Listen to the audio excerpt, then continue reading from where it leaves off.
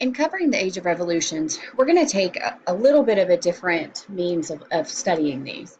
And we kind of talked about this over the course of several days of these concepts of freedom versus equality and what that means. So, in modern constructs, we have an understanding of what these terms mean as freedom being kind of out of the grips of slavery, not having um, people not having control over another completely. We also understand, especially in the United States, this concept of freedom of speech, freedom of religion, freedom of the press, the right to petition, etc., because our Bill of Rights outline those. But before all of this happened, we know there were absolute monarchs. So we know that there wasn't these concepts of freedoms. And it was very different coming out of the age of the Enlightenment. Were there Enlightenment thinkers that promoted this idea of true freedom and the end of slavery? Yes, but it wasn't something that was largely recognized. So when we look at the definition of freedom, and again, we've kind of thought or gone through this, we look at um, powers or rights to speak or think without restraint, but then also that other concept of not being imprisoned. But we also have to understand that in the 18th century, you don't see these ideas that everybody is entitled to these freedoms. There is kind of this limited group, and that plays into these concepts of equality. In the United States today, we focus on how everybody should be equal: men, women, different races, different religions. But again, it's a very different world in 2019 than it was in the 1600s and the 1700s. So as we kind of step back into history, we are using these terms of freedom and equality, but we're using them in a different manner. We're going to be focusing more so on the state of being equal under law, right? So we know previously, like with the Code of Hammurabi, that that wasn't necessarily what we would have previously seen, is that people weren't equal under law. So we're going to see those changes. So we have to understand when we're thinking about the different revolutions, the context of the time. So there's going to be various revolutions. We have to talk about the English Revolution, the American, the French, and the various Latin Americans. So there's going to be different videos to break down each of those. And within the videos, we're going to talk about the causes and the effects, and ultimately the relation to freedom and equality for those. So the English Revolution is going to kind of occur over a series of time. England had undergone various changes. We'd seen, even with the Protestant Reformation, kind of the shift in the absolute monarch, or the monarch becoming absolute and holding that control, because there's various acts of supremacy that states the king or the queen is in charge of the church. So now, where we'd previously kind of seen a brief separation, we don't really have that. And you do have the parliament, which is their legislative body, but at this point, again, parliament isn't necessarily a truly powerful legislative body. Now, when we look at 2019, we think of Queen Elizabeth, we see this parliament that really makes the decisions, uh, and a monarch who is really kind of just there for ceremonial purposes. Very different than what it was previously. So they had an absolute monarch, and that monarch prevented true equality under law and these various freedoms, because if the speech or the press challenged the monarch, then they were going to be stymied or kind of kept under control. So Charles I was a king who basically tried to expand his power, spent a lot of money, but in doing that is also going to have to raise revenue, and that revenue is going to come from taxes. Well, people don't like taxes, and in order to have the taxes approved, he was supposed to get that approval from Parliament. So he would convene Parliament together, ask them to increase taxes, and Parliament finally says, no, we're not doing that. And this is going to lead into Charles dissolving Parliament. So basically saying, all right, then I'm closing this session, kind of like what we would have with a government shutdown to a certain degree. Basically saying if President Trump came in and said, okay, Congress is over, right? So Charles is going to dissolve Parliament and start increasing individual fines on the people. because he says, I need this money, so this is what I have to do. So Parliament basically is going to exert their rights and force Charles to sign the Petition of Right, which is kind of what is pictured here.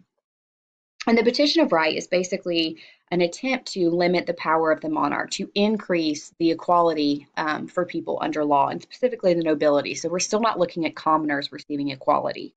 But the Petition of Right said that people should have due cause if they're going to be arrested.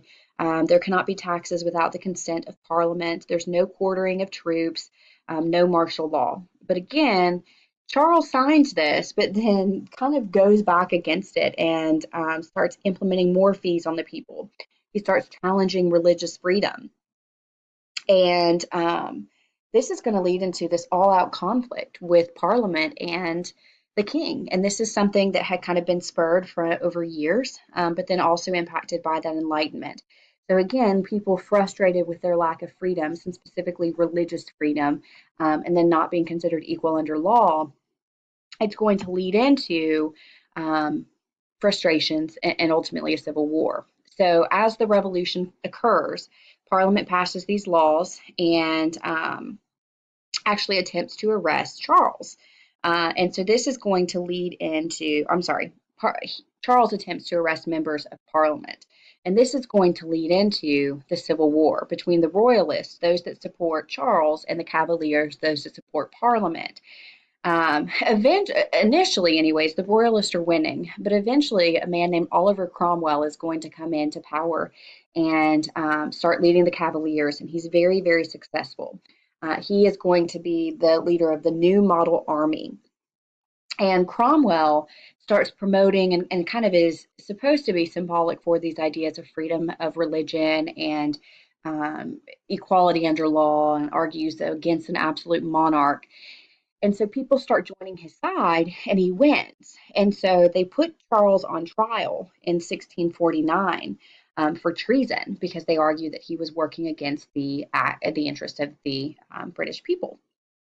And they decide that he is guilty and they execute him. And this is one of the first times, truly kind of the first time in history, where a absolute monarch has been killed, arrested, and found guilty and killed.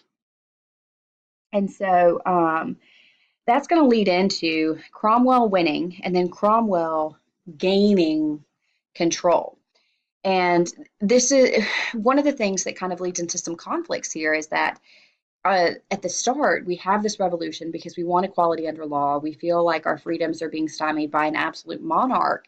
But then Cromwell comes in, and Cromwell is even stricter than Charles. Cromwell is going to establish what is known as a commonwealth, but basically puts himself in a position of a military dictator.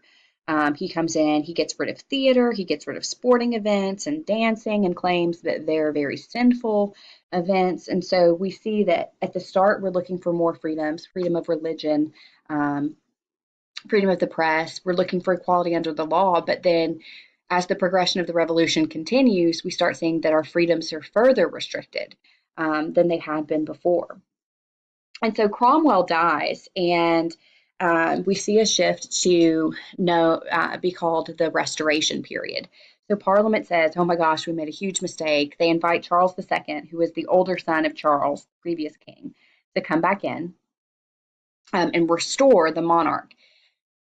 They appreciate Charles for a little bit, but they're going to start becoming very frustrated with him. And then with his death, you're going to see James II, who was the brother of Charles II, because Charles II did not have an heir, and James II becomes monarch. Well, James is exceptionally Catholic, or Mary's Catholic, and so there's this big fear in England of, we're going to go back to Catholicism. We had the Anglican Church, now we're going to be pushed into Catholicism, because James starts appointing new members of Parliament that were Catholic. And so members of Parliament are going to secretly kind of send out this memo to William and Mary. Mary was James II's daughter. She had married William, and they invite them to come to England and that Parliament will support them in their venture of taking over the throne. So they come in, and this is known as the Glorious Revolution because there really is very limited bloodshed. And William and Mary come in. They are going to become king and queen. James basically, again, kind of steps down from that position. Um, and that's why it's called the Glorious Revolution because of that limited bloodshed or fighting.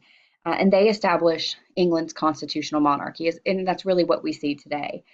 They sign a Bill of Rights. They establish a cabinet that provides for an increased freedom of speech. They do agree that there should be no increase of taxation without consent. And so we do see this big shift from those ideas of freedoms and equality, but it takes a long process to get there. And again, many of those freedoms are further suppressed in the revolution itself. So it's going to be William and Mary.